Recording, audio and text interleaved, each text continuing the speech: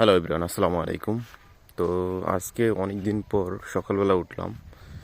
তো আমি আসছি আজকে কালকে রাতে মামাদের মামা বাসায় বেড়াতে। তো দেখেন এখানে রসুন ক্ষেত, তার পাশাপাশি আরও পিএস ক্ষেত, কত সুন্দর। সকালবেলা দেখেন কুয়াশা, পাশাপাশি দেখেন কত সুন্দর রসুন প্লাস পেঁয়াজ ক্ষেত, দৃশ্যটা কত সুন্দর লাগতেছে।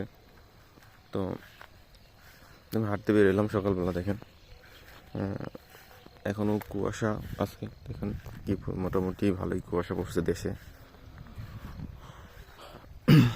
তো এরকম দৃশ্য আপনাদের কাছে কীরকম লাগে সেটা আমার কমেন্টের মাধ্যমে জানাবেন।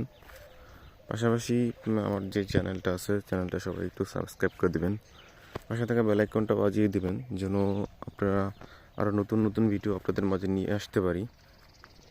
দেখেন কত সুন্দর পরিবেশটা, কত সুন্দর কত সুন্দর দৃশ্য। ওই যে আপনার কুয়াশা দেখা যাচ্ছে।